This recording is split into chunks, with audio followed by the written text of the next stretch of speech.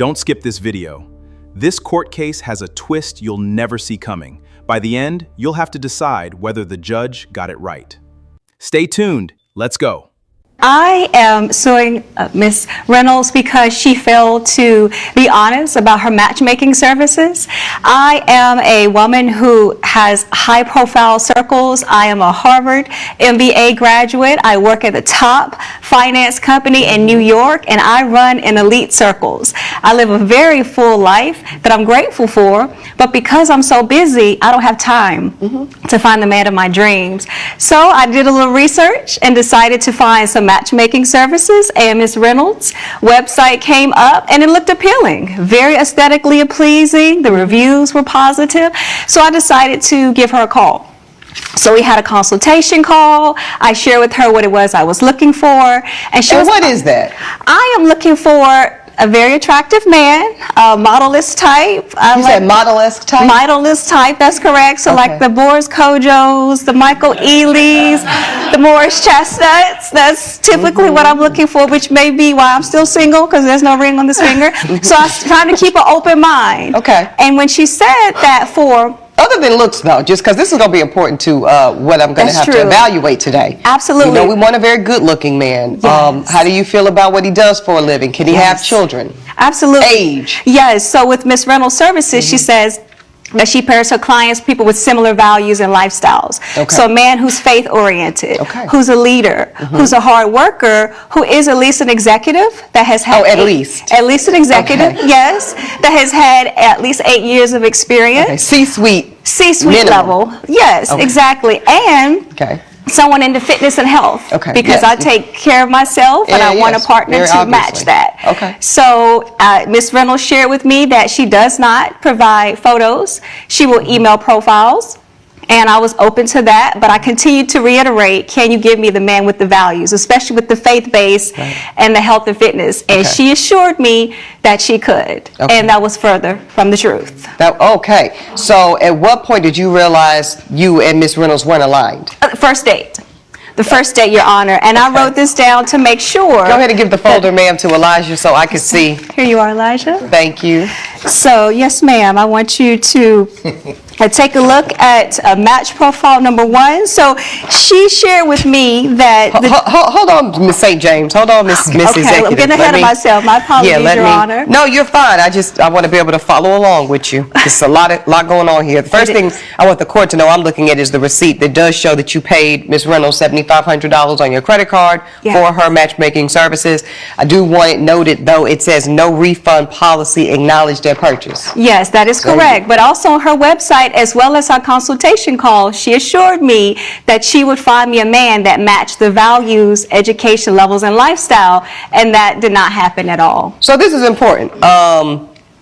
You're not asking for a refund. You're saying she violated her own contract. She violated her own contract, and I'm also, honestly, Your Honor, asking for a refund because I can't get my time back, but I'm certainly y'all hoping see how I I can tried get to my help money. Ms. St. James out? Y'all saw that, right? I guess they must have skipped that day at Harvard MBA school. Because what I was trying to do, now this is important, you catch this T, Ms. St. James.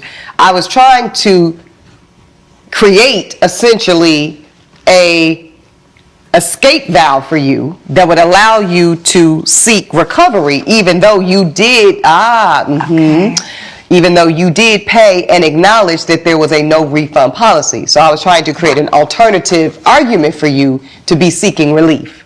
Yes, ma'am. Okay, so we gonna talk a little less and listen a little more? Yes, ma'am, we will. Yes, ma'am. Okay. Now, let's get to the first date. So these are the profiles. Now I'm with you. Yes, ma'am. And what I failed to mention, too, is she has 2 separate parts of her business. So she has the high-profile people, and then she also has the glow-up program, where she coaches men who feel unattractive and can't get with attractive women, but she coaches them to build their confidence. And based on these dates, I strongly feel that these came from the glow-up program and not the high-caliber program. Let me get Ms. Reynolds in here. Ms. Reynolds. Hi, Your Honor.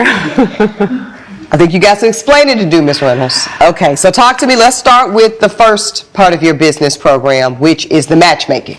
How long have you been a matchmaker, ma'am? I've been a matchmaker for over 10 years. Okay, great. Yes. And I'm going to ask you a question that a lot of matchmakers don't like to ask, but people are curious. What is your success rate like? My success rate is 98%, and I base that off of how they feel about the services and everything. It's not so much based off of who I match them with, and if it ends up in a marriage or a proposal or anything like that. But I do have statistics on that as well. Okay. So you have the matchmaking piece. You've been doing, you said, for 10 years. Yes. You claim very successful. Yes, But you do also have this glow-up program. I do. And now tell me about this. Yes, that's a separate program that sometimes intertwines. These are men who feel that they're unattractive or maybe socially awkward, Okay. that need help in that department. Coaching. Yes, some coaching, Okay. exactly. And do you provide these services yourself, the coaching? I do, and I bring in other people as well, like with styling, hair, all of that sort of I stuff. know exactly what you're talking about. So you're kind of like a personal image and confidence coach Exactly. for these men. Yes. Now, where do you procure these men? Where do these men, where do you find them? I meet people everywhere. I'm always talking to people. I want to talk to you after as well, and some of the people as well. Yeah. I know she did. Oh, She said you need to glow it up. No, not for that program. Not for that program. I meant to say I meet. Miss Reynolds. Because you know Elijah think he's fine, girl. No, he is. This is why I would like for him to be part of my matchmaking services. What I meant to say is I meet people everywhere. Trying to clean it up. The men come to me to ask me to do that. I don't suggest that they go to the Glow Up program. I mean, I okay. make suggestions for people Okay. regardless, but some people need to go to the program. Okay, so when Ms. St. James reached out to you for the consultation, that was via phone or? There was via phone. Okay. That's correct, Your Honor. And y'all had a good conversation, obviously. We did. Okay, she went forward, paid the retainer, $7,500. Yes. So you have been paid for your services. Talk to me about what is the next step, because you, and this is not uncommon for anybody in here who has not worked with a matchmaker or doesn't know anyone who has. This no picture policy is not an outlier.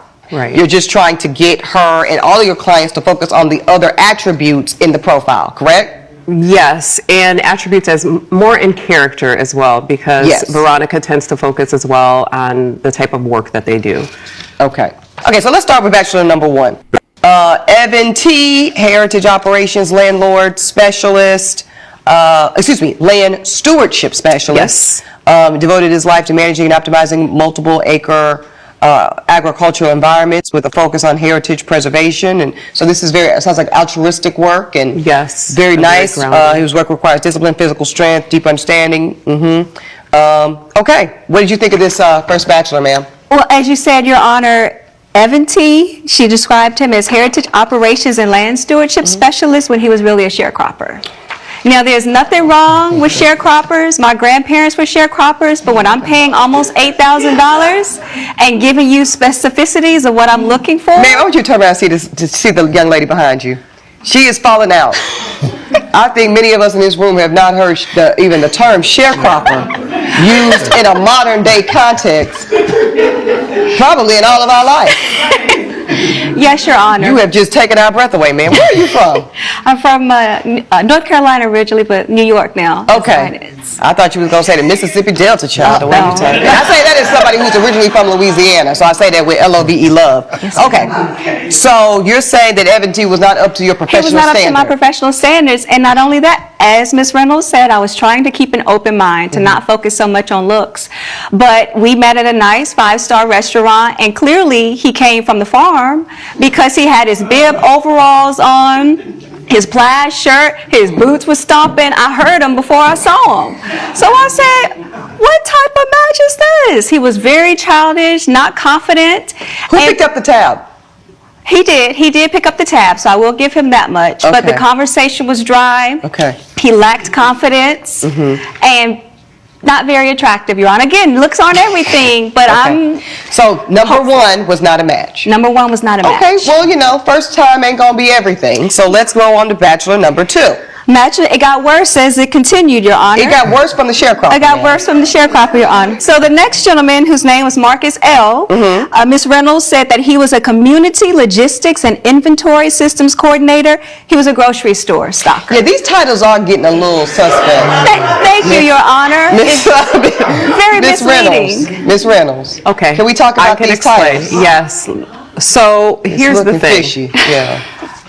Just like a woman wears makeup to enhance her features, I have to enhance the features of his title as well. But she straight up lied, Your Honor. Because here's the thing, even though she stated all of the things that she wanted, Yes. I can read through all of that. I put her in touch with men who she may not think to date because they have shared values. No. Ma'am, ma'am. What kind of values? Now, Miss St. James seems like a charming young lady. But Thank you, Your anybody, Honor. Stevie Wonder could see a little elitist, a little materialistic. She's nodding along, by the way. She's honest in who she is. So we can't fault somebody who is standing 10 toes down with what they like, because we like what we like. So we can't then say, you don't have the right values. Yeah. You don't have the right compass. So let me reassign what I think you should be looking for. Let's go on to number 3. Let's go to number 3. Miss, and this is going to be our final one because I think I'm starting to see a little bit what's going on. Oh, Your Honor, you will definitely get a chuckle out of this one. Because, Please, humor me, Miss yes, St. ma'am. James. So the gentleman's name was Julian R. Miss Reynolds described him as a financial analyst trainee with Ivy League Foundation. He was a first-year financial intern. Now, I have not been an intern in years, and yes, he has graduated and starting different things with his career, but again, I wanted somebody with 8 years full-time experience, and she's bringing an intern. How old was this young man? He was about 35, so Okay. same age as me. Oh, he just has got a later start. He's got a later start in life, which is perfectly fine, but Ms. Understand. Reynolds keeps saying about shared values and character. She's not listening to me as her client about what I'm asking. This would have, and I've been on these kind of dates as well. And they're fine if you are comfortable and you can be romantically attracted to a mentee type. He's a mentee to this woman, ma'am. And by no fault of her own or his, by the way, she's going to default to mean mommy on him. We all know how that is. And everybody in here is nodding, ma'am, because we know exactly what this is going to look like. He's going to use the wrong fork because he hasn't had the experience. He's going to order the wrong wine because he doesn't know. That's probably something he'll learn in his second year of Harvard MBA school, right? And she's going to end up turning into the tutor on him. And he's going to feel, womp, womp, womp, womp, if you know what I mean. So that's not going to go. Before I make my ruling, Ms. Reynolds, do you have any remarks to the court as to why, and tell the truth before you give me your remarks. Did any of those men come from the Glow Up? Are they graduates of the Glow Up program? They are. Some of them are graduates of the Glow Up program. Okay, and I do appreciate have your evidence honesty. that a couple of them are engaged, and they stated... And what kind of women are they engaged to, ma'am? Actually, one is a judge. Not me. I'm just letting y'all know, not me. Not me. May I say something, Your Honor? Yes, ma'am. She thinks she knows what she wants. She meets the type of people that she's talking about, but obviously it has not worked. I can see between the lines. I've been in this business for over 10 years. You know what I see with you, Miss Reynolds? And I'm not mad at it, but I think you're in the wrong business. Ooh. No, I'm really serious. Y'all are laughing at this is real life talking. Because I've hired all of these types. Matchmaker, coach, this. You need to be a dating coach. I'm serious. Because when you're a matchmaker, that's a very direct transaction. That means I am paying you to go source the kind of men I'm telling you I want to meet. But when I'm paying you as a dating coach or romance coach or consultant, then you get to give me consulting and advice and input on who you think I would be most compatible with, who you might think I'm overlooking, who you think I should look at instead. That's that role. But matchmaker means if I say, what is this little song, 6'5", blue-eyed, whatever, 7 figures, that's what I expect. Likewise, if I say blue collar, 5'10", 2 kids, that's what I expect. I don't expect you to go then and say, oh, no, Judge Ebony, you instead need a guy in tech. I told you what I want, and I gave you $7,500. Now go give it to me. All right, I'm ready to rule, ladies. Y'all are lovely. Y'all are lovely. You in the wrong business. And it's okay. You have conflated your role. And today it's going to cost you. I believe that this woman pays $7,500 in good faith. I believe she's not asking for a refund. I think that she is instead making a successful argument that you are in breach of your own contract duties. Y'all had an express agreement to provide the type of men she said she wanted. You instead provided the type of men that you thought she needed. That puts you in breach of the express duty of that contract. I encourage you to pursue a coaching or consulting business, but when it comes to this matchmaking thing, you're a bit off base. The court rules in favor of the plaintiff for the full amount, $7,500, to Miss St. James.